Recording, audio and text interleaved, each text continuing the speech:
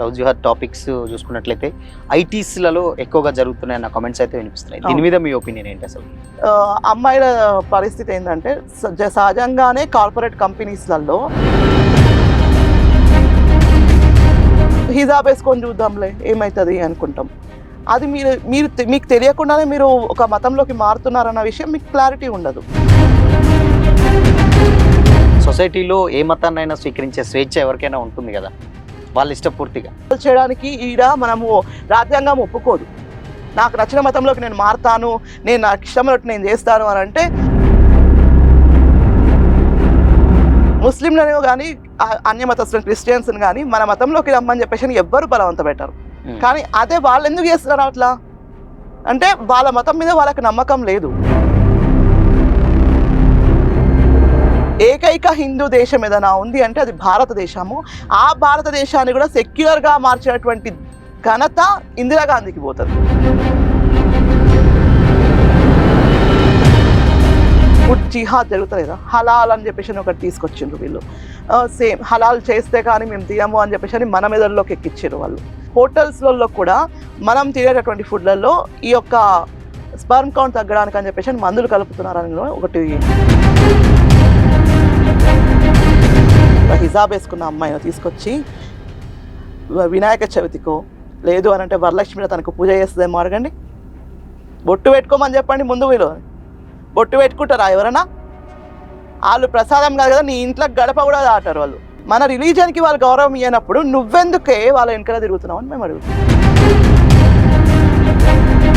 హిందుత్వాన్ని నుంచి వెళ్ళి క్రిస్టియానిటీ కనుక వేరే మతాన్ని మారినట్లయితే ఎస్సీ హోదా రద్దయిద్దని ఈ మధ్యకాలంలో అది సెన్సేషన్ క్రియేట్ చేసినటువంటి ఒక తీర్పు. అంబేద్కర్ గారిని గౌరవించే, అంబేద్కర్ గారి గురించి మాట్లాడుతూ అంబేద్కర్ యొక్క వారసులం అని చెప్తున్నటువంటి ఈ యొక్క కుహానా మేధావులందరూ కూడా మీరు మతం మారిండ్రు కాబట్టి మీ యొక్క కులాన్ని వదులుకోవడానికి మీరు సిద్ధంగా ఉన్నారా అని చెప్పేసి మేము ప్రశ్నిస్తున్నాం. మేము అంబేద్కర్ గారి వారసులం అని అంటారు కదా, మరి ఈ అంబేద్కర్ వారసులు ఇవాళ అంబేద్కర్ గారి నిర్ణయాన్ని వ్యతిరేకిస్తున్నారు. అంటే వీళ్ళకి అంబేద్కర్ గారి మీద ప్రేమ లేదు. అన్ని మతాలు సమానం కానే కావు.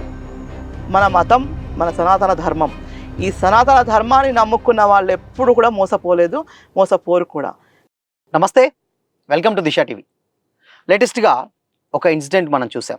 ఆ ఇన్సిడెంట్ ఏంటంటే ఒక తన్వీర్ అనేటువంటి ఒక 19 years ఓల్డ్ బాయ్ దాదాపు ఒక 150 మంది అంటే ఎస్పెషల్లీ మైనర్కి సంబంధించినటువంటి అమ్మాయిలకు సంబంధించినటువంటి ప్రైవేట్ వీడియోస్ అన్నీ కూడా దాచి వాటిని బ్లాక్మెయిల్ చేయిస్తూ అక్కడ వ్యభిచారంలోకి దింపుతున్నాడు అన్నటువంటి ఆరోపణలతోటి అతన్ని అరెస్ట్ చేయడం జరిగింది. అండ్ ఇప్పుడున్నటువంటి టైంలో మేజర్గా లవ్ జిహాద్ ఎక్కువగా నడుస్తున్నదని కూడా చాలా మంది కామెంట్ చేస్తున్నారు.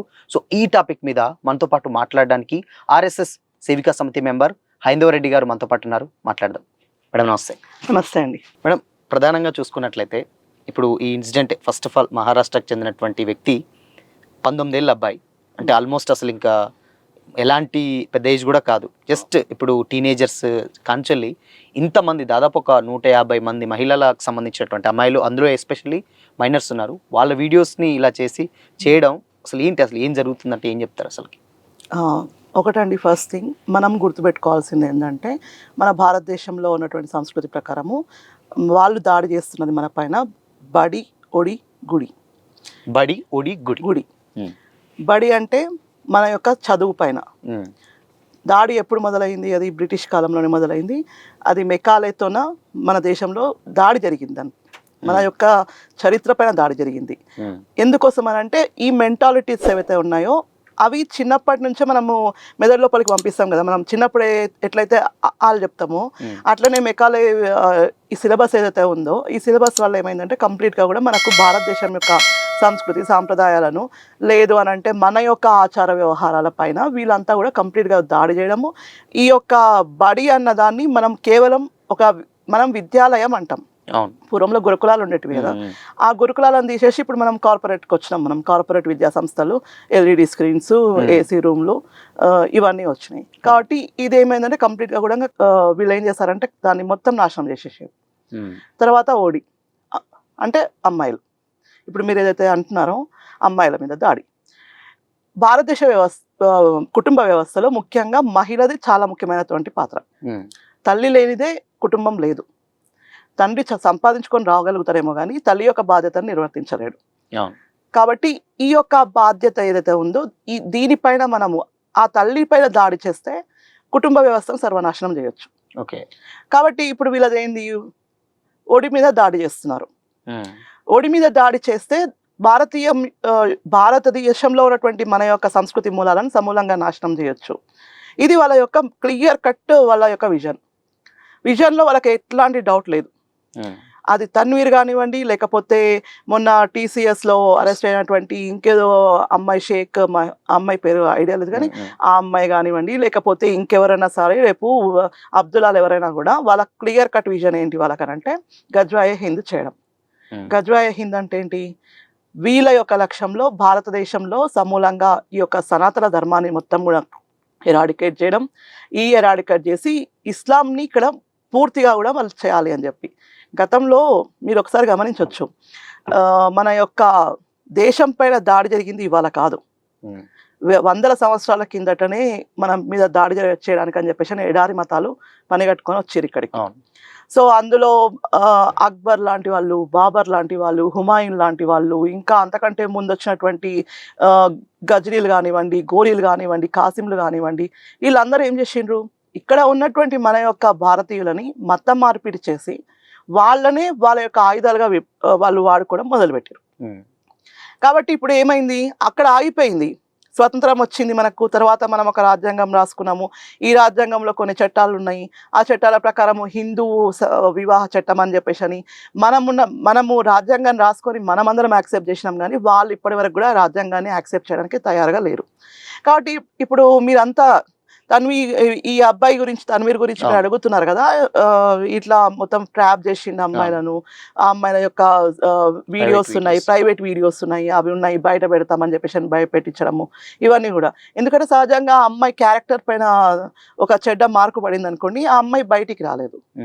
బయటికి వచ్చి సమాజంలో ఎంత టెక్నాలజీ డెవలప్ అయినా కూడా బయటికి వచ్చి సమాధానం చెప్పేటటువంటి పరిస్థితులలో మహిళలు లేరు అన్నది వాళ్ళ ఇప్పుడున్న సిచ్యువేషన్ లో కూడా మేడం ఉంటుందండి. ఇప్పుడున్న సిచ్యువేషన్లో ఇది ఒక్కటి బయటపడింది కదా, ప్రతిరోజు మా దగ్గరికి బజరంగ్ దళ్ వాళ్ళ దగ్గరికి వందల వేల కేసులు వస్తున్నాయి. అంటే ఎలాంటి కేసులు, అంటే లవ్ జిహాద్ కేసెస్ వస్తున్నాయి మా దగ్గరికి. ఇలాంటివే బ్లాక్మెయిల్ కేసెస్, తర్వాత మమ్మల్ని ఇట్లా ఇబ్బంది పెడుతున్నారని చెప్పు, ఇంటి పక్కల హనుమాన్ చాలీసా చదువుతుంటే మమ్మల్ని వచ్చి కొట్టిండ్రను, లేదు అని అంటే మా అమ్మాయిని తీసుకెళ్ళిపోయిండు వాడు అని చెప్పేసి అని తల్లిదండ్రులు వచ్చి మా దగ్గర ఏడవడము, ఇలాంటివి చాలా జరుగుతున్నాయి. బట్ తల్లిదండ్రులు చేస్తే మేజర్గా వాళ్ళకి స్వేచ్ఛ ఉంటుంది కదా, మేజర్లు అయినాక అని కూడా అంటారు. చట్టాన్ని దుర్వినియోగం చేయడంలో భారతదేశంలో ఉన్నటువంటి వ్యవస్థ ఇంకెక్కడ కూడా ప్రపంచంలో లేదు. ఈ చట్టంలో ఉన్నటువంటి లుసుగులు ఏమైతే ఉంటాయో, 18 ఏళ్ళు దాటితే నేను మేజర్ని, నా ఇష్టం అనేది నేను చేసుకోవచ్చు. మరి 18 ఏళ్ళ ముందు మీ అయ్యా అమ్మ పెంచారు కదా, మరి వాళ్ళ మీద నీకేం బాధ్యత ఉండదా? మరి బాధ్యతారాహిత్యంగా ప్రవర్తిస్తున్నటువంటి మన యొక్క యువత వలన ఇవన్నీ కూడా జరుగుతున్నాయి. వాస్తవాన్ని చెప్పాలంటే 18 ఏళ్ళు దాటితే నీకు ఏ రకమైనటువంటి లోకజ్ఞానం ఉంటుందో ఒకసారి చెప్పండి. వాళ్ళకి ఏ మెచ్యూరిటీతోనో మీరు బయటికి వెళ్ళి మీరు చేయగలుగుతారు ఒకసారి. మళ్ళీ అదే అమ్మాయి మేరా అబ్దుల్లా అలగ్ హే అని చెప్పేసి ఆ అబ్దుల్లాతో కలిసిపోయిన ఆ అమ్మాయి ఏదో ఒక రోజు మళ్ళీ ఏడ్చుకుంటూ మన దగ్గరికి రావడం, అలాంటివి 2-3 హైదరాబాద్లోనే జరిగినాయి మనకు. బట్ అందరూ అలా ఉండరు అని కూడా అంటారు కదా. మరి అందరూ అలాగా ఉండరు అని చెప్పేసి పోయిన వాళ్ళ పరిస్థితి ఇది. అందరూ అలాగా ఉండరు అని చెప్పేసి పోయిన వాళ్ళు మళ్ళీ రిటర్న్ వచ్చి మన దగ్గరికి వచ్చి మళ్ళీ ఏడుస్తున్నారు చూడండి, అది మరి దాన్ని ఏమనాలి మనం అప్పుడు? అందరూ అట్లాగా లేకపోతే ఇప్పుడు ఇన్ని లవ్ జిహాద్ కేసులు ఎందుకు బయటకు వస్తున్నాయి మన దగ్గరికి? మరి అసలు నువ్వు ఫస్ట్ ఆఫ్ ఆల్ నీకు వాడితో పోవాలన్న ఆలోచన నీకు ఎందుకు వచ్చింది? ఇంట్లో ఉన్న తల్లిదండ్రులు చెప్పే మాట వినడానికి చెవులలో సీసం పోసుకుంటారా మరి ఆడపిల్లలు? ముఖ్యంగా నేను ఇక్కడ తప్పు పట్టాల్సింది వాళ్ళని కాదు, వాళ్ళ విజన్ క్లియర్గా ఉంది వాళ్ళకి. అసలుకి వాళ్ళు ఏం చేయాలనుకుంటున్నారో వాళ్ళు చేస్తున్నారు. మనం ఏం చేయాలనుకున్నది మన సోయి మనకు ఉండాలి కదా. మనకు లేని సోయి, మనకు అది లేదు కాబట్టే వాళ్ళు ఆ వీక్నెస్ని వాడుకుంటున్నారు. వాళ్ళు వీక్నెస్ని వాడుకోవడం అనేది ఎట్లా అయిపోయింది అని అంటే, అమ్మాయిలు ఇప్పుడు సపోజ్ ఒక అమ్మాయి ఉందండి, ఆ అమ్మాయి నా దగ్గరకు వస్తుంది, ఇంట్లో వాళ్ళు ఎవరు పట్టించుకుంటలేరు నన్ను అని చెప్పేసి అని చెప్తుంది. నేను ఓదారుస్తా అమ్మాయిని. ఆ అమ్మాయికి ఏమనిపిస్తుంది చెప్పండి? అరే అక్క చాలా బాగా చూసుకుంటుంది నన్ను, ఇక నాకు తల్లిదండ్రులతో నాకేం అవసరం ఉంది, మా ఫ్యామిలీ అవసరం లేదు, ఆమె నా కుటుంబం కంటే నన్నే ఎక్కువ చూసుకుంటుంది కదా అని చెప్పేసి అనుకొని నా దగ్గరకు వచ్చేస్తుంది. అప్పుడు నేనేం చేస్తా, మెల్లమెల్లగా ఆమెను ఫస్ట్ ఏంటంటే ఎమోషనల్గా వాళ్ళని దగ్గరికి తీసుకోవడం. దగ్గరికి తీసుకున్నాక నేను ఏం చేస్తా, అప్పుడు మెల్లమెల్లగా ఆ అమ్మాయిని నేను చెప్పే విషయాలన్నీ కూడా ఆమెకి ఏమవుతుంది అంటే అప్పుడు మంచిగా వినసొంపుగా ఉంటాయి, వింటది, నచ్చితే వాటిని నచ్చుతాయని కాదు, ఖచ్చితంగా పాటిస్తుంది అంతే. ఎందుకంటే ఎమోషనల్ సపోర్ట్ ఇచ్చిన కదా నేను ఎమోషనల్గా మనిషికి కావాల్సింది ఏంది, ముఖ్యంగా మనకు ఏదైతే బాధలో ఉన్నామనుకోండి, ఆ బాధలో ఎవరైతే మనిషి వచ్చి మనకు భుజాన్ని ఇస్తారో ఆ వ్యక్తిని ఖచ్చితంగా నమ్ముతారు. ఇదే జరుగుతుంది ఇక్కడ. ఒక స్వాంతన, ఒక అంటే మనం ఒక రిలీఫ్ ఇస్తున్నాం వాళ్ళకి, పెయిన్ నుంచి రిలీఫ్ ఇచ్చిన తర్వాత అరే వీళ్ళు చెప్తే మనం వినకపోతే ఎట్లా, మనకి ఇంత పెద్ద సహాయం చేసిరు కదా అని చెప్పేసి అని. నెక్స్ట్ స్టెప్ ఏమవుతుంది, అప్పుడు మెల్లమెల్లగా బ్రెయిన్ వాష్ చేస్తూ వాళ్ళు ఏం చేస్తారంటే ఇక వీళ్ళను ట్రాప్లోకి దింపుతారు. ట్రాప్లోకి దింపడం కూడా ఎట్లా ఉంటుంది అని అంటే అదేమి హార్ష్గానో లేకుంటే మీకు తెలియదు. మీరు ట్రాప్లోకి పోయి మీరు ఆగమయ్యేంత వరకు కూడా ఆ విషయం క్లారిటీ ఉండదు మీకు. మామూలుగానే ఉంటాం అందరం, ఇట్లా బయటికి పోదామంటాము, మనం సినిమాలకు పోతాము, షికార్లకు పోతాము, లేదు అని అంటే ఇంకెక్కడికో పోతాము. అప్పుడు ఏం చేస్తారంటే వాళ్ళు మెల్లగా మన యొక్క దేవీ దేవతలను తిట్టడం మొదలు పెడతారు. ఓకే, మన యొక్క కల్చర్ పైన దాడి మొదలవుతుంది. అక్కడ కల్చర్ మీద దాడి మొదలైంది అంటే మన దేశంలో, మన భారతీయ సంస్కృతిలో ఏంటి అని అంటే మనకు కోట్ల మంది దేవతలు ఉన్నారని చెప్తారు కదా, 33 crore అని చెప్పేసి అని చెప్తాం మనం, 33 crore అని చెప్పేసి. సో ఇట్లా చెప్పినప్పుడు ఏమవుతుందంటే ఇంతమంది దేవతలు ఉన్నారు, వీళ్ళు వచ్చి నన్ను ఎరగా పడతారు, వీళ్ళతో నాకు కన్ఫ్యూజన్. ఒకవైపు రామాయణం, ఒకవైపు మహాభారతం, భాగవతం, ఇన్ని గ్రంథాలు ఉన్నాయి. ఈ గ్రంథాలలో ఏమున్నాయో మనం చదవం. ముందు చిన్నప్పటి నుంచి మన ఇంట్లో పిల్లలకు కానీ లేకపోతే మనము బయట సరే ఇంట్లో పిల్లలకు మనం నేర్పించాలన్న ఇంగిత జ్ఞానం మన తల్లిదండ్రులకు లేదు. సరే కనీసం స్కూల్కి పంపిస్తే అక్కడ స్కూల్లో ఏమైనా చెప్తారా రామాయణ మహాభారతాల గురించి అని అంటే, అది చెప్పా కదా ముందే, బడి మీద దాడి. ఆ బడి మీద దాడి జరిగింది కాబట్టి ఇక్కడ స్కూళ్ళల్లో కూడా ఆ బడిలో నేర్పించేటటువంటి పాఠాలు ఏ విధంగా ఉంటాయంటే అక్బర్ చాలా గొప్పవాడు, షాజహాను తాజ్మహల్ కట్టించాను లాంటివి చెప్తుంటారు అనమాట వీళ్ళు. ఇంకొకటి ఏంటి అంటే టిప్పు సుల్తాన్ అనేటోడు చాలా మంచోడు అని చెప్పేసి అని చెప్తారు. ఇవి చెప్పిన తర్వాత మీకు అసలు చరిత్ర తెలియకపోయే, హల్దీఘాట్లో రాణా ప్రతాప్ ఏం చేసిందంటే నువ్వు చెప్పగలుగుతావా? ఛత్రపతి శివాజీ మహారాజ్ ఇవాళ మనకు ఎందుకోసం ఇవాళ హృదయ సామ్రాట్ అని చెప్పేసి అని ఎవరికైనా సమాధానం చెప్పడానికి వస్తుందా? సంభాజీ మహారాజు ఎందుకు చనిపోయారు అని అంటే మొన్న చావా మూవీ వచ్చింది కాబట్టి మనకు తెలిసింది అంతే. అలాంటి చరిత్రలను మనం ఏం చేసినామంటే వక్రీకరించి రాసుకున్నాం మనం. ఇందులో బడిలోకి వచ్చేసరికి కమ్యూనిస్టులు, కాంగ్రెస్ వాదులు, అభ్యుదయవాదులు, వీళ్ళందరూ కూడా మొదటి నుంచి కూడా మనకు ఫస్ట్ ఎడ్యుకేషన్ మినిస్టర్ ఎవరండి? Abul Kalam Azad, first education minister. Pre ప్లాన్డ్గా అతన్ని అక్కడ దింపిండ్రు. అతని క్వాలిఫికేషన్ ఏందనుకుంటున్నారు? 10th fail. ఇలాంటి వ్యక్తులను మనం దేశంలో ఫస్ట్ కేబినెట్లో ఒక మినిస్టర్గా, ఎడ్యుకేషన్ మినిస్టర్గా పెట్టుకున్న తర్వాత ఆ దేశం యొక్క ప్రగతి ఏ విధంగా ఉంటుందో ఒకసారి మీరు ఆలోచించాలి అందరం కూడా. సో ఇప్పుడు ఇటువైపు వచ్చినాం అనుకోండి, మనము ఓడి మీద దాడి.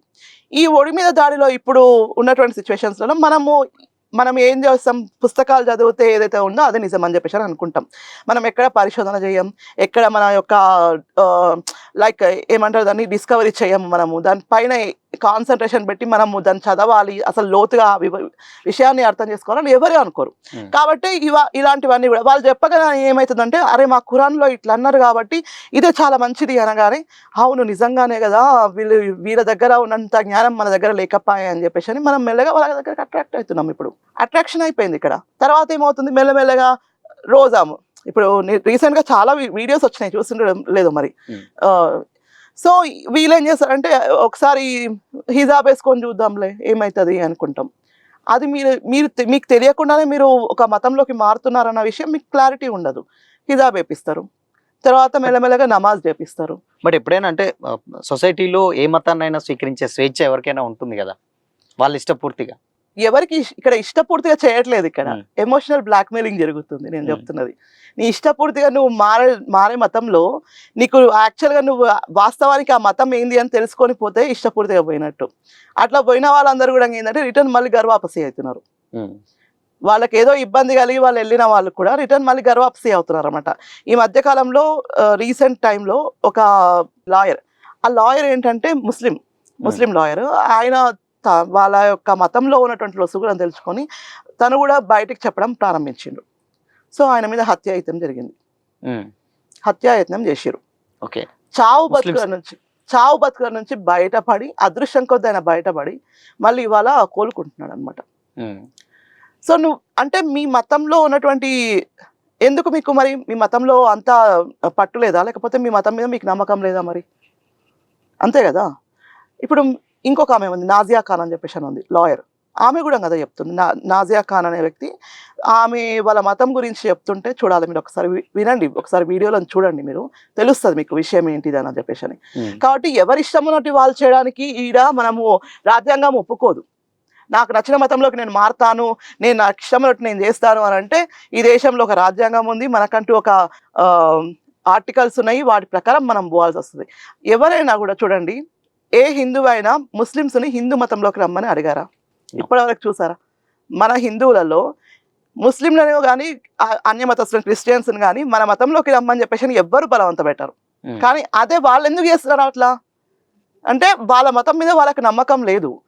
వాళ్ళ మతంలో ఉన్నటువంటి ఏదైతే లోటుపాట్లు లొసుగులు ఉన్నాయో అవన్నీ బయటపడతాయేమో అన్న ఒక ఉద్దేశం. కాబట్టి ఏం చేస్తున్నారు, మన వాళ్ళనందరినీ కూడా కన్వర్ట్ చేయాలి వీళ్ళకు. ఇప్పుడు భారతదేశంలో ఉన్నటువంటి ప్రపంచంలో మనకు హిందువులకు అందరికి కలిపి ఉన్నటువంటి దేశం ఏం చెప్పండి? ఒక భారతదేశమే కదా. ఈ భారతదేశంలో హిందువులుగా ఉన్నటువంటి మనల్ని ఎవరికి రైట్ ఉంది అసలు వచ్చి అడగడానికి? వాడెవడు మన దగ్గరకు వచ్చి మన మతాన్ని మార్చడానికి అని చెప్పి నేను ప్రశ్నిస్తున్నా. ఇవాళ ఎవరు, ఎక్కడి నుంచి, ఏ ఎడారి మతాలు మీవి? ఈ దేశంలో పుట్టింది కాదు, ఈ దేశంలో పెరిగిన మతాలు కావు ఇవి. మరి వచ్చి ఇవాళ మా సంస్కృతి మీద దాడి చేస్తుంటే చూస్తూ ఊరుకోం. ఖచ్చితంగా ప్రశ్నిస్తాం మేము. ఈ విషయంలో ఎంతవరకైనా కూడా ప్రశ్నిస్తాం మేము. ఎందుకంటే నా దేశం మీద, నా సంస్కృతి మీద, నా యొక్క ఆత్మాభిమానం మీద నువ్వు దాడి చేస్తున్నావు. ఇక్కడ ఇది చిన్న విషయం కాదు. నా ఇష్టం ఉన్నట్టు నేను చేసుకుంటూ పోతా కాదు. ప్రపంచంలో ఏకైక హిందూ దేశం ఏదైనా ఉంది అంటే అది భారతదేశము. ఆ భారతదేశాన్ని కూడా సెక్యులర్గా మార్చినటువంటి ఘనత ఇందిరాగాంధీకి పోతుంది. సో రాజకీయ నాయకులు తర్వాత ఈ టైప్ ఆఫ్ ఏవైతే రాడికలిజం ఉందో ఈ రాడికలిజంని ఎదుర్కొంటూ పోరాడుతున్నదే మేము.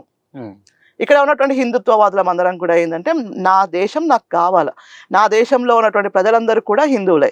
ఆ హిందువులు ప్రపంచంలో ఉన్నటువంటి ఏకైక హిందూ దేశము. ఈ యొక్క సనాతన సాంప్రదాయాన్ని కాపాడుకునేటటువంటి అవసరము, ఆవశ్యకత ఖచ్చితంగా నాకుంది. ఇది నా కర్తవ్యం. అందుకని పరాయి మతంలోకి ఏ ఒక్క ఆడపిల్లవైనా ఆమె మళ్ళీ స్వతంత్రంలోకి తీసుకొచ్చేటటువంటి బాధ్యత ఖచ్చితంగా మాదే. మాతో పాటు కలిసి వచ్చే వాళ్ళందరితో కలిసిపోతాం. భారతీయులందరూ కూడా హిందువులే. ఈ దేశంలో పుట్టిన ప్రతి ఒక్కరు కూడా సనాతనినే. ఎందుకనంటే DNA పరిశీలించి చూసినా కూడా మీకు అదే తెలుస్తుంది. ఓకే. అండ్ ఇంకో విషయం ఏంటంటే మేడం, ఎక్కువగా ఇలాంటి ఇన్సిడెంట్ అంటే లవ్ జిహాద్ టాపిక్స్ చూసుకున్నట్లయితే ఐటీస్లలో ఎక్కువగా జరుగుతున్నాయన్న కామెంట్స్ అయితే వినిపిస్తున్నాయి. దీని మీద మీ ఒపీనియన్ ఏంటి అసలు? మొన్ననే TCSలో పెద్ద స్కాండిల్ బయటపడింది. ఊరికనే బయటపడలేదు అది.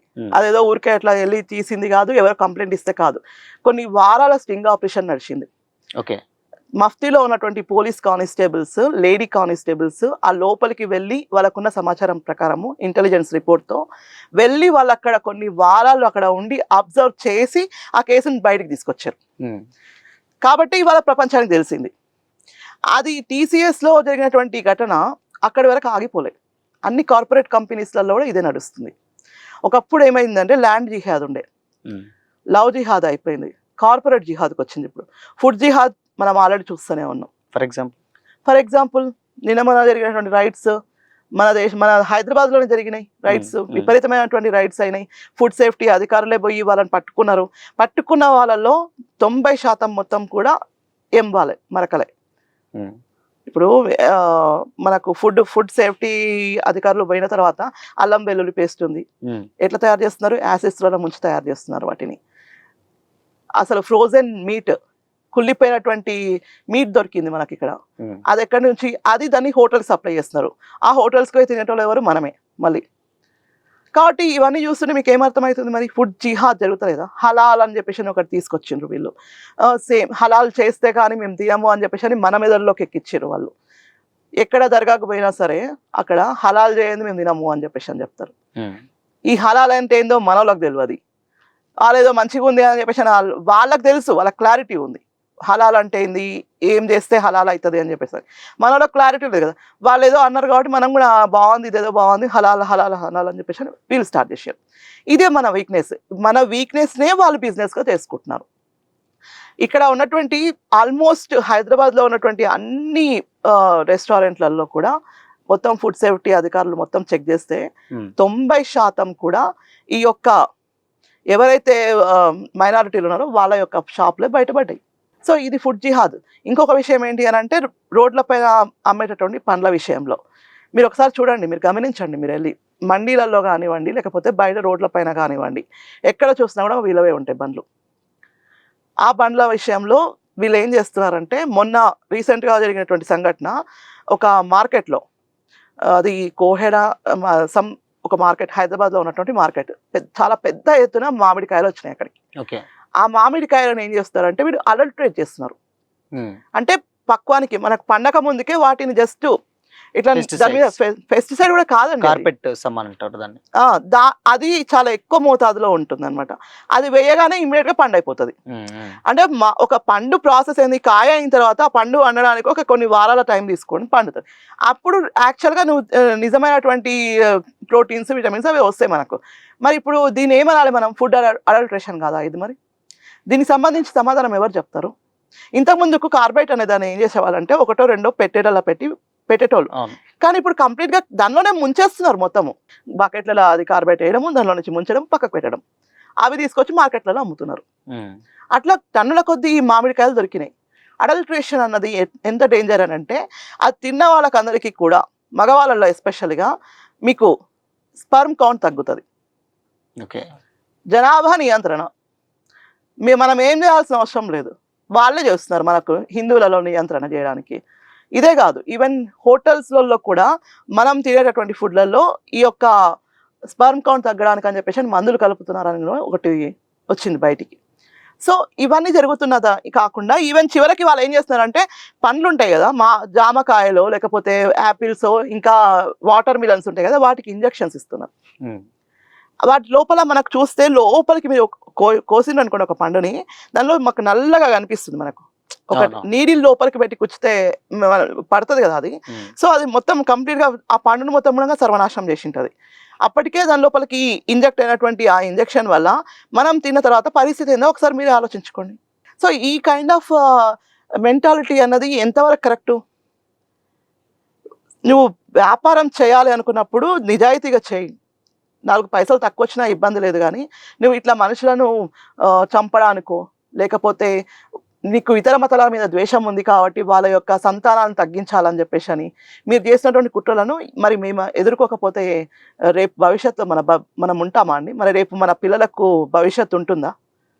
కాబట్టి ఇవన్నీ కూడా తగ్గాలి అని చెప్పేసి అనేది మా ఉద్దేశం.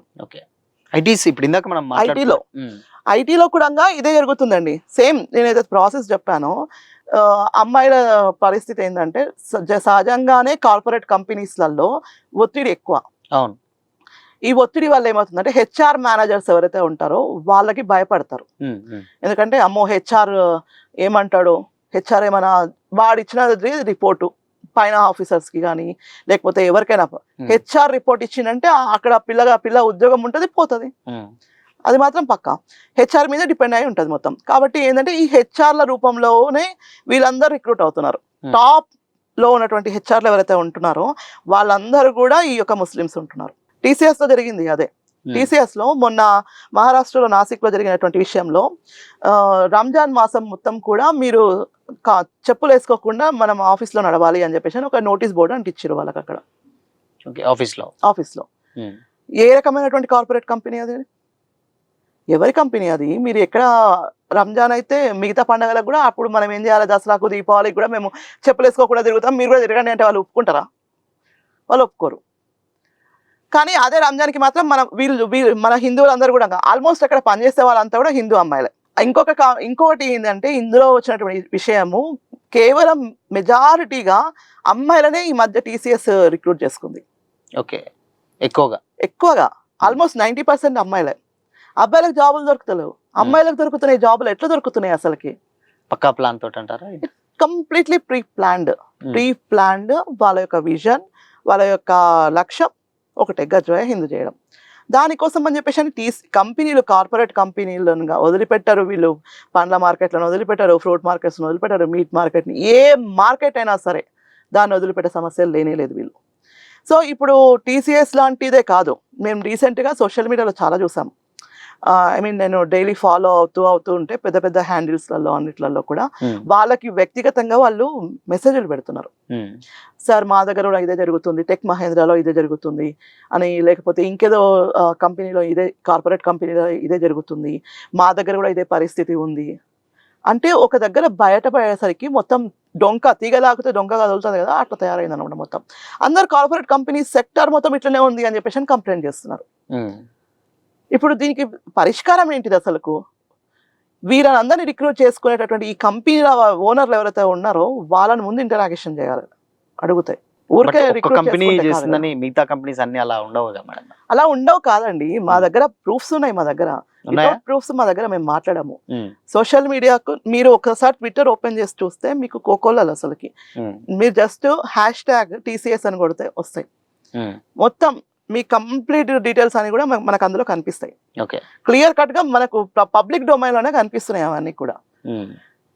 ఇలాంటి ఇన్సిడెంట్లు అవుతున్నప్పుడు ఈ హెచ్ఆర్ అందరినీ కూడా తీసేయాలి కదా, తీసేయారంట. మళ్ళా ఆ హెచ్ఆర్లను మేము తీసేయము అని చెప్పేసి కంపెనీ చెప్తుంది అనమాట. అంటే ఇక్కడ అమ్మాయిలు ఏమన్నా కానీ, మన పిల్లలు మనకు ఏమన్నా కానీ మా కంపెనీ పరువు మాత్రం పోవద్దు. అట్లా ఇలా ఎట్లా ఉంటాయంటే ఇట్లుంటుంది అనమాట దేశం. కాబట్టి వీటిని కార్పొరేట్ కంపెనీస్లో కానివ్వండి, లేకపోతే బయట ఉన్నటువంటి కంపెనీలలో కానివ్వండి, చిన్న చిన్న కంపెనీలు కానివ్వండి, ఎక్కడ చూసినా కూడా ఇలాంటి వాళ్ళను ముందు మీరు తరోగా ఎంక్వైరీ చేసి ఎలాంటి రిలీజియన్ యాక్టివిటీ చేయని వాళ్ళను, ఎందుకంటే ఒక కంపెనీలో అందరూ ఈక్వల్గా పనిచేయాలి అనుకున్నప్పుడు ఇర్రెస్పెక్టివ్ ఆఫ్ ఆల్ రిలీజియన్స్, నీ యొక్క వ్యక్తిగతమైనటువంటి నీ రిలీజన్ ఏదైనా ఉంటే నువ్వు బయట చూసుకో. లేదు అని అంటే ఇక్కడ మనం మెజారిటీ ఉన్నటువంటి ప్రజల యొక్క మెజారిటీ ఎవరైతే ఎంప్లాయీస్ ఉంటారో ఆ ఎంప్లాయీస్ యొక్క అభిప్రాయాన్ని మీరు గౌరవించండి. మెజారిటీ ఎవరు ఉంటారు? హిందువులు ఉంటారు. హిందువుల అభిప్రాయాలను గౌరవించి మీరు కూడా పాటించండి. కానీ అట్లా మీరు చేయకుండా జస్ట్ మీరున్నారు కాబట్టి వాళ్ళ మేము రంజాన్కి మీకు వాళ్ళ రోజా ఓపెన్ ఐ మీన్ వాళ్ళు ఉపవాసం చేస్తారు కదా, ఆ ఉపవాసం అయిపోయిన తర్వాత కూడా హిందూ అమ్మాయిలే వాళ్ళ ఉపవాసాన్ని అదేంది కంప్లీట్ చేయడానికి అని చెప్పేసి వాళ్ళే రెడీ చేయించడము. ఆ వీడియోలు కూడా ఇన్స్టాగ్రామ్లో చూస్తున్నాం మేము వీడియోస్ అని. మనము మొదటి నుంచి ఏం నేర్చుకున్నామంటే మనం నేర్పించిన ప్రాబ్లం ఇదే అనమాట. మన దగ్గర వాళ్ళకేమో స్కూల్లో చదువుకున్న ఇంటికి పోయినాక ఖచ్చితంగా అరబిక్ నేర్పిస్తారు, వాళ్ళ ఖురాన్ నేర్పిస్తారు, వాళ్ళ యొక్క సంస్కృతిని వాళ్ళు ఖచ్చితంగా పాటిస్తారు. నేను చూశాను, మా ఫ్రెండ్ ఉంటుండే అనమాట, తను ఒక అమ్మాయి ఉండేది నాకు స్కూల్లో ఉన్నప్పుడు. ఆ అమ్మాయి వాళ్ళ ఇంటికి వెళ్ళి నేను చూస్తే ఆ అమ్మాయి ఖురాన్ ఖచ్చితంగా చదివేది. ఇంటికి వచ్చి ఒక అతను చెప్పిపోయేవాళ్ళు. అంటే వాళ్ళకు చిన్నప్పటి నుంచే వాళ్ళ యొక్క రిలీజియన్ పైన వాళ్ళకి ఖచ్చితమైనటువంటి అవగాహన కల్పిస్తారు వాళ్ళ పేరెంట్స్. అదే మన వాళ్ళు అనుకోండి, మహాభారతమో రామాయణమో అంటే ఏ అవసరమా మనకు? రామాయణం చదివితే ఏమొస్తుంది, మహాభారతం చదివితే ఏమవుతుంది? ఇట్లా. కాబట్టి ఇవాళ మన ఆడపిల్లలకి ఏమైంది అని అంటే అన్ని మతాలు సమానమే, అందరు మనోళ్ళే కదా. ఏమవుతుంది? రంజాన్కి రోజా చేస్తే ఏమవుతుంది? నేను కూడా చేసి చూస్తా. అరే అంటే నువ్వు శివరాత్రికో ఏకాదశికో ఉపవాసం చేయమంటేనేమో what this is too boring, why అని చెప్పేసి మనం అంటారు. అదే రోజా అయితేనేమో అది దీని ఎగ్జైట్గా చాలా బాగుంది, అసలుకి రోజు మొత్తం తినకపోతే ఏమవుతుంది అని చెప్పేసి అని ఒక ఇన్స్టాగ్రామ్లో రీల్స్ చూస్తున్నాం అనమాట. ఈ మధ్య మార్నింగ్ లేచాను నేను, అదేంటి ఫుడ్ తిన్నాను, మళ్ళీ నేను ఆఫీస్కి వెళ్ళాను, వాటర్ తాగలేదు, ఏం తాగలేదు, నాకైనా కూడా ఆకలి కాలేదు, ఇది రియల్గా చాలా బాగుంది, ఇదేదో మనము పాటించవచ్చు. ఈ టైప్ ఆఫ్ యాటిట్యూడ్స్ మన అమ్మాయిలలో కనిపిస్తున్నాయి. అదే అక్కడ నుంచి ఒక బుర్కా అమ్మాయో లేకుంటే ఒక హిజాబ్ వేసుకున్న అమ్మాయో తీసుకొచ్చి వినాయక చవితికో లేదు అని అంటే వరలక్ష్మిలో తనకు పూజ చేస్తుందేమో అడగండి. బొట్టు పెట్టుకోమని చెప్పండి, ముందు వీళ్ళు బొట్టు పెట్టుకుంటారా ఎవరైనా? వాళ్ళు ప్రసాదం కాదు కదా, నీ ఇంట్లో గడప కూడా దాటారు వాళ్ళు. అసోంటిది వాళ్ళు చేయాలి. ఇప్పుడు మనం గౌరవించినప్పుడు వాళ్ళు గౌరవించాలి కదా, మనకి ఇవ్వాలి కదా, మన రెస్పెక్ట్ ఇవ్వాలి కదా. మరి మన రిలీజన్కి వాళ్ళు గౌరవం ఇవ్వనప్పుడు నువ్వెందుకే వాళ్ళ వెనకాల తిరుగుతున్నావు అని మేము అడుగుతున్నాం. మీకేం అవసరం ఉందమ్మా? ఇన్ని పండగలు ఉన్నాయి, ఇన్ని రకాల నోములు ఉన్నాయి మన దగ్గర, ఇన్ని రకాలైనటువంటి వేషాలు ఉన్నాయి, మన సంస్కృతులు ఉన్నాయి, ఇవన్నీ వదిలేసేసేసి మీకు కేవలం వాళ్ళదేదో బాగుంది అని చెప్పేసి మీరు అనుకోని పోతున్నారు కదా. అట్లా పోయిన అమ్మాయిలందరూ కూడా సూట్ కేసులల్లా, ఫ్రిడ్జ్లల్లా లేకపోతే మూటలలో కట్టేసేసి ఎక్కడనో వేసేసేయడం, ముక్కలు ముక్కలు నరికేయడం, ఇదా అవసరమా ఇంత దరిద్రాలు మనకు? ఇంత దారుణమైనటువంటి చావులు దేనికోసము? వాళ్ళకు ఉన్నటువంటి విజన్ క్లియర్గా వాళ్ళకు ఉంది, మనం క్లారిటీ ఉండాలి కదా మరి అట్లాంటప్పుడు. సో ఇదే అవగాహన, మేము ప్రతి ఒక్కరికి కూడా ఇదే విషయం పైన అవగాహన కల్పిస్తున్నాం ఓకే లవ్ జిహాద్ కేసులలో. ఇప్పుడు ఇది మీరు అన్నట్టు సేవికా సమితిలో ఇలాంటి క్లాసెస్ ఏమైనా ఉంటాయా మేడం? అంటే చెప్పడం మంచి చెడులు అట్లా ఏమన్నా? సేవికా సమితి చేసే పనే అదండి. సేవికా సమితిలో ఏంటి అని అంటే శాఖ అంటే ఏంది, ఒక గంట సేపు మీరు మన పని పక్కకు పెట్టి దేశం కోసం మనం సమర్పించుకోవడం. అంటే అక్కడ మనం ఫీజు తీసుకోము, మనం ఏమి వాళ్ళను మెంబర్షిప్ లాంటివి ఏమి ఇయ్యము, ఒక కార్డు లాంటివి ఏమీ ఉండదు.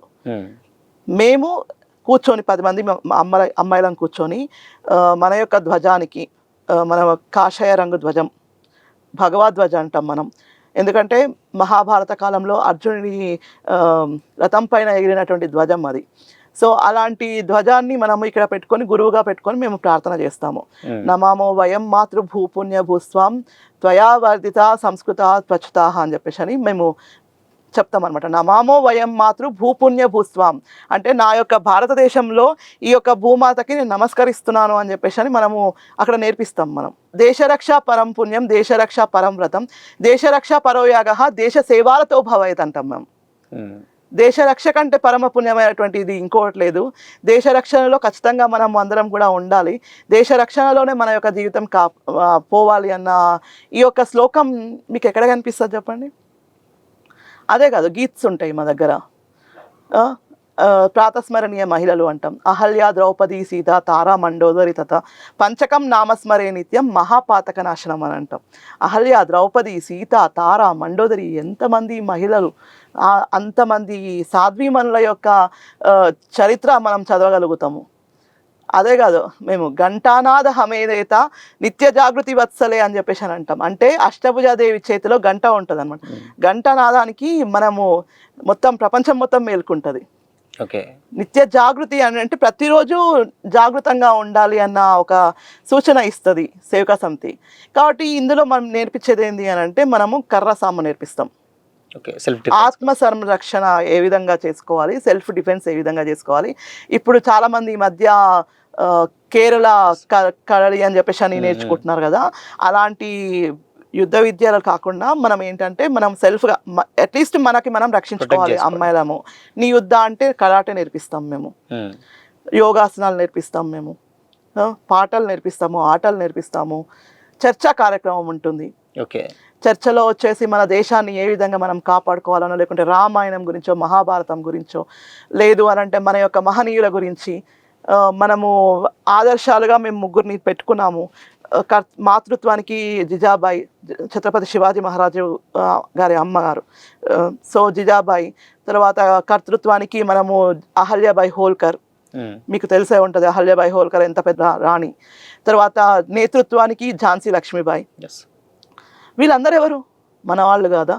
మన కోసం, మన స్వాతంత్రం కోసం మనలాంటి వాళ్ళం ఇంకా ఈ దేశంలో ఇంత ఫ్రీగా ఉండగలుగుతున్నాము, నేను ఇక్కడికి వచ్చి ఇక్కడ ఇంటర్వ్యూ ఇవ్వగలుగుతున్నానంటే కారణం వాళ్ళ యొక్క త్యాగాలు. అవన్నీ గుర్తు చేసుకుంటాం మేము. దాని మీద క్విజ్ ఉంటుంది. భారతదేశంలో జరుగుతున్నటువంటి డైలీ దైనందిన జీవితంలో అంటే మన దగ్గర ఏమేమి ఇష్యూస్ అవుతున్నాయి, కరెంట్ అఫైర్స్ నేర్చుకోవడానికి అవకాశం ఉంటుంది అక్కడికి వస్తే. క్విజ్లో నేర్పిస్తాం మనం అవన్నీ కూడా. సో మేమందరం కూడా అలా నేర్చుకున్నదే. మేమేమి కొత్తగా మేము ఇంకొక దగ్గరికి పోయి ఏదో ట్రైనింగ్ చేసింది కాదు. ఈ ట్రైనింగ్లో భాగంగా మన మహిళలకు మన స్వీయ రక్షణ ఏ విధంగా చేసుకోవాలి, మన యొక్క కుటుంబాన్ని ఏ విధంగా నడుపుకోవాలి, మన ధర్మాన్ని ముందుకు ఎట్లా తీసుకెళ్ళాలి, మన యొక్క పండగలను ఆచార వ్యవహారాలను ఏ విధంగా చేయాలి అన్నది మొత్తం కూడా రాష్ట్ర సేవికా సమితి మనకు నేర్పిస్తుంది. ఓకే మేడం, ఇంకోటి విషయం ఏంటంటే లేటెస్ట్గా మనకు ఇప్పుడు మాట్లాడుకుంటే ఏంటంటే, ఇప్పుడు మీరు చెప్పిన దాన్ని బట్టి చూస్తే కోర్టు తీర్పు ఒకటి వెల్లడించింది. అంటే ఒకవేళ హిందుత్వాన్ని నుంచి వెళ్ళి క్రిస్టియానిటీ గనక అంటే వేరే మతాన్ని మారినట్లయితే ఎస్సీ హోదా రద్దయిద్దని ఈ మధ్యకాలంలో అది సెన్సేషన్ క్రియేట్ చేసినటువంటి ఒక తీర్పు. ఈవెన్ చాలామంది దాని మీద ఇది కరెక్ట్ కాదంటున్నారు, కొంతమంది కరెక్ట్ అంటున్నారు. సో ఇలా రకరకాలైనటువంటి అభిప్రాయాలు అయితే వస్తున్నాయి. సో దీని మీద మీ ఒపీనియన్ ఏంటి అసలు? అది ఎప్పటి నుంచో ఉందండి. అసలు యాక్చువల్గా చెప్పాలంటే రాజ్యాంగం రాసినప్పటి నుంచి ఉంది అది. మీకు ఇంకొక చిన్న విషయం ఏం చెప్తా అంటే, నేను ఇక్కడ ఎస్సీ హోదా రద్దు గురించి కంటే ముందు అంబేద్కర్ గారు ఆ రోజు రాజ్యాంగాన్ని రాసిన రోజు, రాజ్యాంగ రూపకర్తగా వారు ఏం చెప్పారంటే, క్రిస్టియానిటీ తర్వాత ముస్లిం ఈ రెండు మతాలు దేశానికి మన భారతదేశానికి ప్రమాదకరం అని చెప్పారు. వారు చెప్పినటువంటి మాటలే ఇవి. మీరు ఒకసారి అంబేద్కర్ గారి జీవిత చరిత్ర చదివితే అందరూ తెలుస్తుంది మనకి. ఈ యొక్క రెండు మతాలు ఏవైతే ఉన్నాయో ఈ రెండు మతాలు అన్నవి చాలా ప్రమాదకరము, మళ్ళీ భవిష్యత్తులో వీటి వల్ల మనకు ఎన్నో రకాలైనటువంటి ఇబ్బందులు వస్తాయని చెప్పేసి ఆ రోజు ఆయన హిందుత్వాన్ని వదిలిపెట్టలేదు ఆయన. కానీ హిందుత్వంలో నుంచి పుట్టినటువంటి బౌద్ధంలోకి పోయిండు. బౌద్ధ మతంలోకి వెళ్ళాడు ఆయన. బౌద్ధం కూడా హిందుత్వంలో నుంచి వచ్చిందే. మన దగ్గర ఇక్కడ ఉన్నటువంటి ఈ యొక్క ఎవరైతే మనకు తురుష్కరులు వచ్చి మన దగ్గర అసమానతలను మన దగ్గర ఉన్నటువంటి వర్ణ వ్యవస్థను మొత్తం సర్వనాశనం చేసేసి, బ్రిటిష్ వాళ్ళు వర్ణ వ్యవస్థను సర్వనాశనం చేసిన తర్వాత క్యాస్ట్ అన్నది ఒకటి మన లోపలికి వచ్చిన తర్వాత మనల్ని ఇప్పుడు శూద్రులు అని చెప్పేసానో లేదంటే వృత్తిని బట్టి మనకు వచ్చినటువంటి ఇవి వర్ణాలు అనమాట. ఈ వర్ణ వ్యవస్థని కూడా వీళ్ళు సమూలంగా వక్రీకరించేసారు. కాబట్టి ఇవాళ అంబేద్కర్ గారు కూడా ఏమన్నారంటే, ఇలా వర్ణ వ్యవస్థను వక్రీకరించి రాశారు కాబట్టి ఇప్పుడు దీన్ని మార్చాలి అంటే మనం ఒక రాజ్యాంగం రాసుకోవాలి అని అన్నారు. కాబట్టి ఆ రోజు రాజ్యాంగం రాసుకున్నాం మనం. ఈ రాజ్యాంగం రాసుకున్నప్పుడు ఈ రాజ్యాంగంలో కొన్ని ఆర్టికల్స్ ఉన్నాయి మనకు, తర్వాత ప్రాథమిక సూత్రాలు ఉన్నాయి, ప్రాథమిక హక్కులు ఉన్నాయి. ఆ విధంగానే ఈ యొక్క క్రిస్టియానిటీ పైన కూడా ఆయన క్లియర్గా విజన్ చెప్పారు, క్లియర్ కట్గా చెప్పారు. మతం మారితే నీ యొక్క కులం హోదా పోతుంది నీకు అని చెప్పి. అది ఎస్పెషలీ ఫర్ ఎస్సీస్కి కానివ్వండి, లేకపోతే ఇంకెవరైనా సరే, మీరు ఆ మతంలో నుంచి నువ్వు పుట్టినటువంటి స్వధర్మాన్ని వదిలిపెట్టి పరాయి మతంలోకి పోయిన ఎవరికైనా సరే వాళ్ళ యొక్క హోదాలు అన్నీ కూడా మీరు కోల్పోతారు అని ఆ రోజు అంబేద్కర్ గారు చెప్పినటువంటి మాటలే ఇవాళ మళ్ళీ సుప్రీంకోర్టు మనకు గుర్తు చేసింది. అది కొత్తగా క్రియేట్ చేసింది కాదు. దీన్ని దుర్వినియోగం చేస్తూ మన యొక్క రాజకీయ నాయకులు కానివ్వండి, లేకపోతే ఇక్కడ ఉన్నటువంటి క్రైస్తవ పెద్దలు ఎవరైతే ఉన్నారో వాళ్ళు కానివ్వండి, ఇంకెవరైనా వాళ్ళ సానుభూతి పరులు కానివ్వండి, వీళ్ళందరూ కలిసి ఇవాళ ఏంది అని అంటే, ఎక్కడ మా యొక్క బెనిఫిట్స్ అన్నీ పోతాయో, ఇక నాకు ఎస్సీ హోదా లేకపోతే ఇక ఎస్సీని మేము ఇప్పుడు ఇవాళ వీళ్ళు ఎస్సీలు కాదు, ఎందుకంటే చాలామంది క్రిస్టియన్లుగా మారిన వాళ్ళు చాలామంది ఉన్నారు.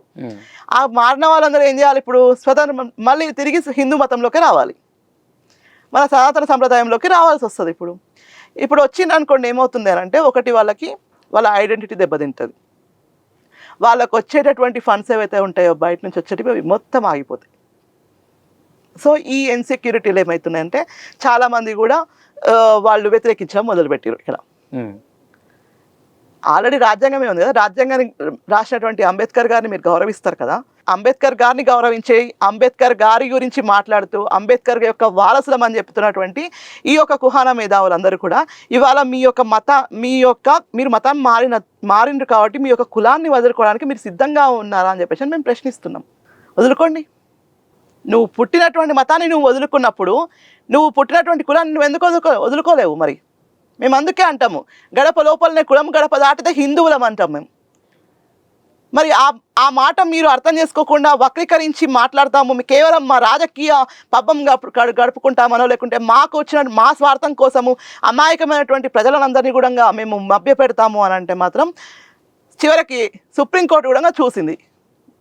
కాబట్టి హిందూ మతం ఒకటే నమ్ముతుంది కర్మ సిద్ధాంతాన్ని, ఎవరి కర్మ వాళ్ళదే. ఇవాళ అందుకనే చాలామంది కూడా పాస్టర్లకు కానివ్వండి, దశమ భాగాలు వచ్చేటోళ్ళకి అందరికీ, తర్వాత ఏదైతే క్రిస్టియన్స్గా మారి ఎస్సీలుగా చలామణి అవుతున్నటువంటి పెద్ద మనుషులకు అందరికీ కూడా కడుపు నొప్పి లేస్తుంది.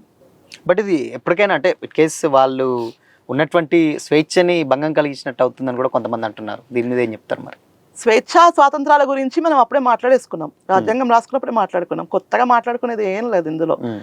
మనం అప్పుడే 18 ఏళ్ళకే మనము ఓటు హక్కు ఇచ్చుకున్నాము. తర్వాత 18 ఏళ్ళు నింటే మేజర్ అని చెప్పి అన్నాము.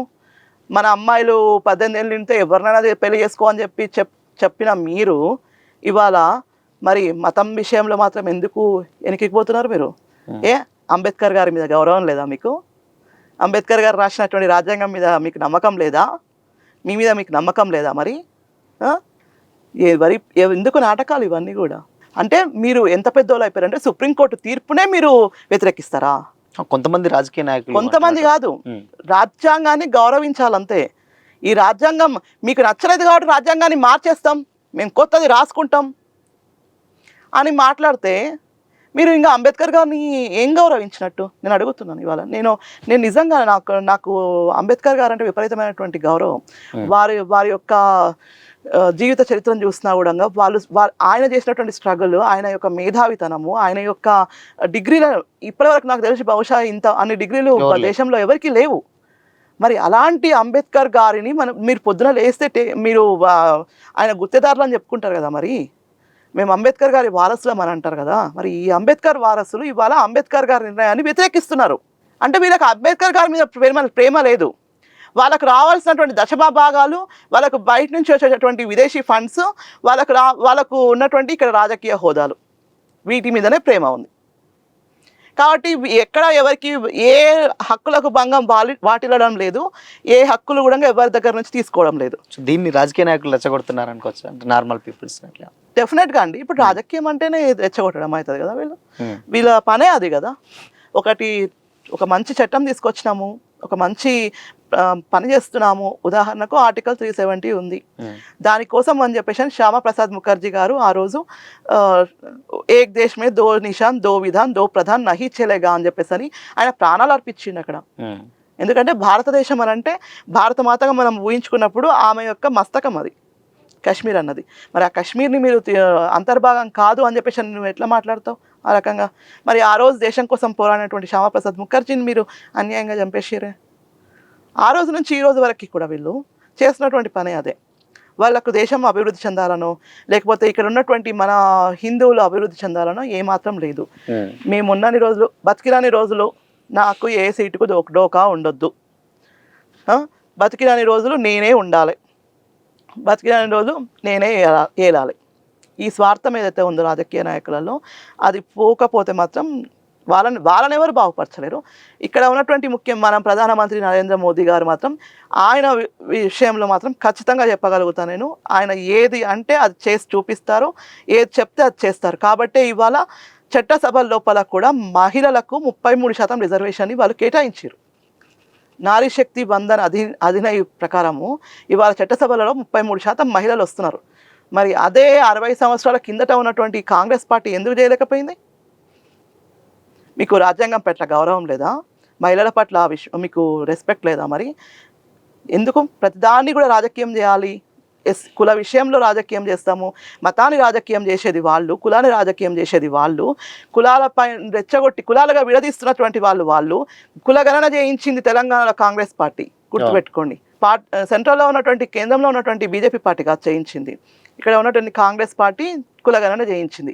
కులగణన చేసిన తర్వాత వీళ్ళు ఏమన్నారు? కాంగ్రెస్ హైతో ముస్లిం, ముస్లిం హైతో కాంగ్రెస్ అని చెప్పేసి అన్నారు. 2 మాటలు చాలు, వేరే ఇంకేం అవసరం లేదు ఇక్కడ. మీకు ఆ పార్టీలకు ఎంత గౌరవం ఉంది హిందువుల పైన. ఇక్కడ ఉన్నటువంటి మెజారిటీ 80% మంది హిందువులు ఓట్లేస్తే గెలిచినటువంటి ఈ యొక్క రాజకీయ పార్టీలు ఇవాళ మాట్లాడుతున్నటువంటి మాటలు ఏంటిది? అక్కడ సెంట్రల్లో విమెన్స్ బిల్ పెడితే సపోర్ట్ చేస్తారంట, కానీ డీలిమిటేషన్కి మేము సపోర్ట్ చేయం, ఎందుకంటే దక్షిణాది రాష్ట్రాలకు మాకు అన్యాయం జరుగుతుంది అని మాట్లాడుతున్నారు. అరే మీకు ఏదైనా ఇబ్బందే. మీకు ప్రతిపక్షంలో ఉన్నప్పుడు ఒక మంచి పని చేస్తున్నప్పుడు దాన్ని సమర్థించడానికి ఇబ్బంది ఏంది మీకు? ఆనాడు తెలంగాణ కోసం ఫౌట్ చేసినాం, బీజేపీ ప్రతిపక్ష పార్టీలో ఉండి పని చేసినాం మనం. మాకేం లాభం అని చెప్పేసి మేము అనుకుంటే ఈరోజు తెలంగాణ వచ్చేది కాదు కదా. మరి అలాంటప్పుడు మీరు ఎస్సీ హోదాను రద్దు చేస్తున్నది అని చెప్పేసి రాజ్యాంగంలో ఉన్నదాన్ని చెప్తేనే మీకు అంత ఇబ్బంది అవుతున్నప్పుడు ఇక మీరు కొత్తదాన్ని ఏమి యాక్సెప్ట్ చేస్తారు? స్వాగతించడం మొదలు పెట్టండి ముందు. మీరు మీ లోపల పాజిటివ్నెస్ తెచ్చుకోకుండా జనాలను ఏంటంటే కులాల వారిగా విడగొట్టి, మతాల వారిగా చిచ్చులు పెట్టి, వాళ్ళనందరినీ కూడా వాడుకొని ఓట్లు వేయించుకొని రాజ్యం రేయాలన్న ఒకే ఆకాంక్ష తప్పితే ఈ దేశం బాగుపడాలి, మహిళలకు రిజర్వేషన్స్ రావాలి, మన యొక్క పిల్లలు భవిష్యత్తు బాగుండాలనో లేకపోతే ఈ దేశం సురక్షితంగా ఉండాలనో ఇలాంటి వాటి మీద ఏ రోజు కూడా ఆలోచించలేదు. చివరికి వీళ్ళు ఆపరేషన్ సింధూర్ని కూడా ప్రూఫ్స్ అడిగినటువంటి దరిద్రులు మన దేశంలో ఉన్నారు రాజకీయ పార్టీలలో. కాబట్టి మేము ఎవరు ఏమన్నా కూడా భయపడే అవసరం లేదు. ఎందుకంటే రాజ్యాంగం మనకి ఇచ్చినటువంటి అధికారం, రాజ్యాంగంలో ఉన్నటువంటి ఏవైతే ఆర్టికల్స్ ఉన్నాయో వాటి ప్రకారమే, చట్ట ప్రకారమే మనం అన్ని చేస్తున్నాం. ఓకే, అంటే ఇప్పుడు మనకు మేజర్గా ఏంటంటే ఇప్పుడు ఇష్యూ బేస్డ్ ఇప్పుడు చూసుకున్నట్లయితే లవ్ జిహాద్ టాపిక్ ఎక్కువ నడుస్తుంది. సో దీని మీద ఏం చెప్తాను మేడం ఫైనల్గా చెప్పాలంటే? నేను ఖచ్చితంగా మన హిందూ అమ్మాయిలకే చెప్తా, ఎందుకంటే వాళ్ళ విజన్ క్లియర్ అండి. బడి ఒడి తర్వాత మన యొక్క కల్చర్ పైన దెబ్బతీయాలని చెప్పేసి డిసైడ్ అయ్యండి వాళ్ళు. గుడి గురించి కూడా చెప్పాలి. గుడి విషయంలో కూడా మనము ఎండోమెంట్ వ్యవస్థ ఏదైతే ఉందో అది రద్దు చేయాలి ఖచ్చితంగా. రద్దు చేసి ఎట్లయితే వీళ్ళు ఇప్పుడు క్రిస్టియన్ చర్చ్లు ప్రభుత్వ ఆధీనంలో లేవు, మసీదులు కానీ వాళ్ళ యొక్క మజార్లు కానీ ప్రభుత్వం ఆధీనంలో లేవు. వాటికి వక్ఫ్ బోర్డులు ఉంటాయి, వాళ్ళకేమో వాళ్ళ యొక్క చర్చ్లకు సంబంధించినటువంటి వాళ్ళకి ఉంటాయి. కానీ ఎండోమెంట్లో మాత్రమే మన దేవాలయాలు ఉండాలా? మరి ఎండోమెంట్ల దేవాలయాలు ఎందుకు ఉండాలి? వాటిని ఫ్రీ చేయండి ముందు. ఎండోమెంట్ వ్యవస్థను రద్దు చేయాలి ముందు. రద్దు చేసి సనాతన ధర్మ బోర్డుని ఒకటి ఏర్పాటు చేసి పీఠాధిపతులతో మనము దేవాలయాలను నడిపించాలి. నడిపించిన రోజు ఈ దేశంలో ఉన్నటువంటి ఈ యొక్క లవ్ జిహాద్ కేసులు కానీ లేకపోతే అమ్మాయిల ట్రాపింగ్స్ కానీ ఖచ్చితంగా ఆగుతాయి. దానికి దీనికి ఏం లింకు అని అడగొచ్చు మీరు. ఎలా మీరు ఆపగలుగుతారు అని చెప్పేసి అని అనొచ్చు. ఎందుకనంటే ఇవాళ మనకు వస్తున్నటువంటి ఆదాయం ఏదైతే ఉందో వీటన్నిటిని కూడా డైవర్షన్ ఎక్కడ చేస్తున్నారు? వక్ఫ్ బోర్డులకి, తర్వాత చర్చ్లకు. సర్వమత సమభావన అంతా కూడా హిందువుల నెత్తి మీదే ఉంటుంది అనమాట. వాళ్ళకేముండదు, వాళ్ళకు వచ్చేటటువంటి పైసలు వాళ్ళు వాడుకుంటారు. మన హిందూ పైసలతోనే హజ్ సబ్సిడీలు ఇస్తున్నారు వాళ్ళకి, మన పైసలతోనే జెరూసలంకి వాళ్ళకు టికెట్లు బుక్ చేస్తున్నారు, మన పైసలతోనే రంజాన్ తోఫాలు ఇస్తున్నారు, మనం కట్టేటటువంటి ట్యాక్స్లతోనే వాళ్ళకు బెనిఫిట్లు చేస్తున్నారు. కాబట్టి ఇవాళ హిందూ అమ్మాయిలను వాళ్ళు ఈజీగా ట్రాప్ చేయగలుగుతున్నారు. అమ్మాయిలను ముందు ముఖ్యంగా మీరు అన్ని మతాలు సమానం కావమ్మా, అన్ని మతాలు సమానం కానే కావు. మన మతం మన సనాతన ధర్మం. ఈ సనాతన ధర్మాన్ని నమ్ముకున్న వాళ్ళు ఎప్పుడు కూడా మోసపోలేదు, మోసపోరు కూడా.